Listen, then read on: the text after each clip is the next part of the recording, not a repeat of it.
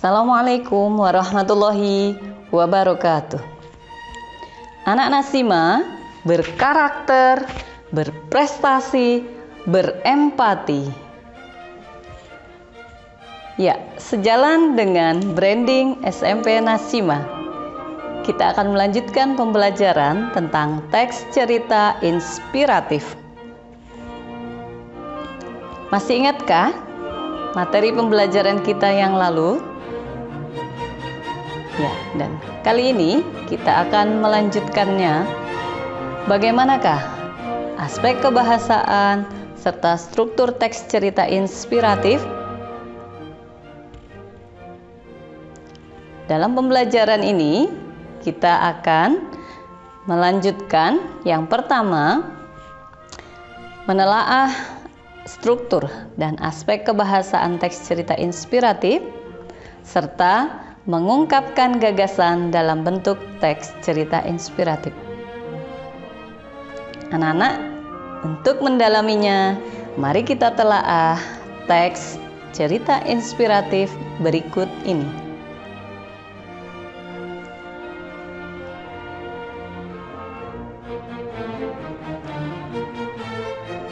Cerita inspiratif berjudul Paku dan Palu. Pada masa dahulu, ada seorang anak laki-laki. Dia cerdas, berbakat, dan juga tampan. Sayangnya, dia sangat egois dan sering marah, sehingga tidak ada yang mau menjadi temannya. Kata-kata yang menyakitkan sering dia umbar. Orang tuanya sangat cemas dengan temperamen anaknya. Mereka berpikir apa yang harus dilakukannya.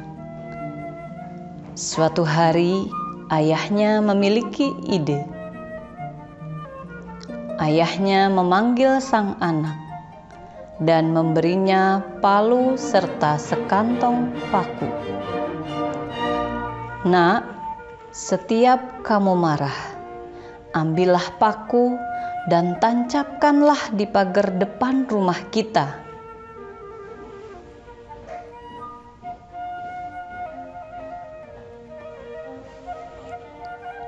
Pagar kayu itu ternyata sangat keras. Palu yang digunakannya cukup berat.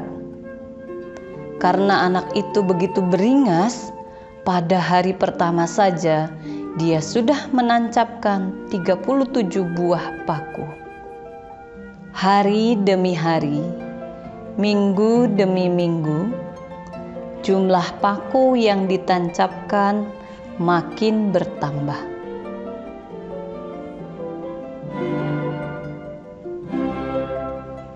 Paku di dalam kantong tentu semakin berkurang.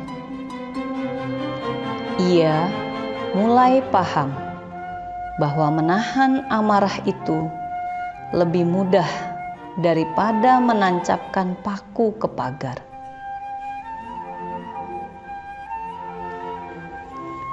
Suatu hari, dia merasa tidak perlu lagi paku dan palu.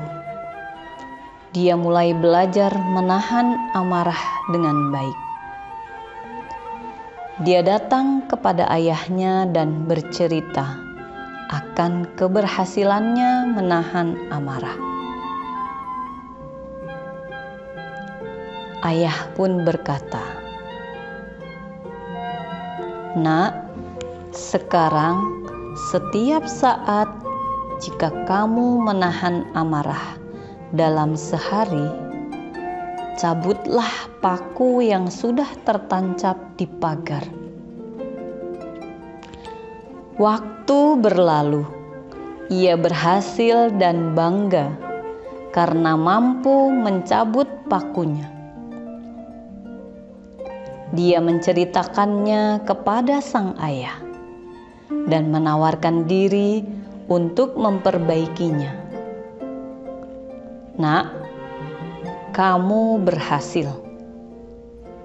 Tetapi pagar itu sudah cacat ia tak bisa kembali ke semula, ucap sang ayah.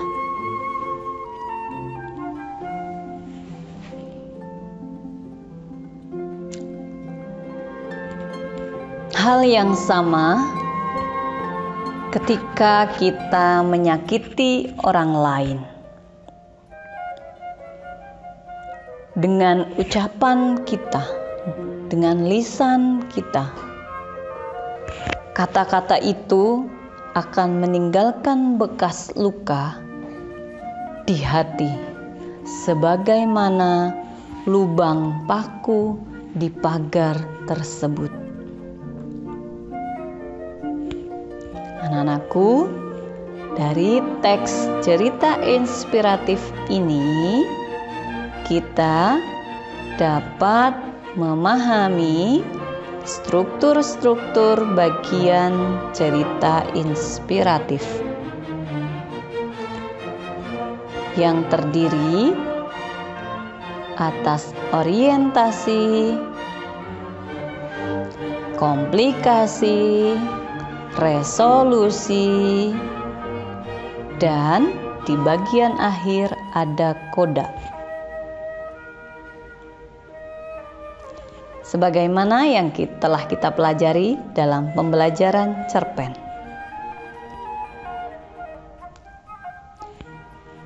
Dari aspek kebahasaan, kita bisa mencermati ada kalimat deskripsi, kalimat yang mendeskripsikan sebuah kejadian tentang tokoh, tentang lingkungannya, dan sebagainya. Ada kalimat ekspresif yang diungkapkan oleh tokoh,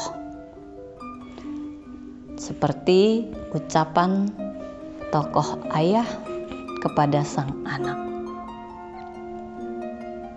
Dan di dalam teks cerita inspiratif, kita dapat menggunakan majas untuk memperindah bahasa yang kita gunakan. Nah, anak-anakku yang Bu Amel banggakan, setelah mempelajari teks cerita inspiratif ini, kita akan belajar mengungkapkan gagasan dalam bentuk teks cerita inspiratif. Langkah yang pertama, menemukan sumber inspirasi. Ada banyak sumber inspirasi di sekitar kita. Seperti sebuah gelas yang memiliki makna. Gelas kosong ibarat diri kita yang kosong dari ilmu. Atau mungkin ada objek menarik lain di sekitar kalian. Yang kedua, tentukan tema cerita yang menarik dengan sumber inspirasi yang telah ditemukan. Kemudian, buatlah kerangka sederhana untuk cerita inspirasi kalian. Dan terakhir, kembangkan menjadi sebuah cerita inspiratif yang menarik.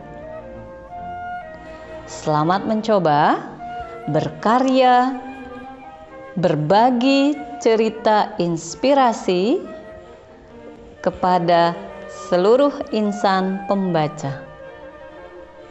Sampai di sini perjumpaan kita dalam pembelajaran teks cerita inspiratif. Assalamualaikum warahmatullahi wabarakatuh.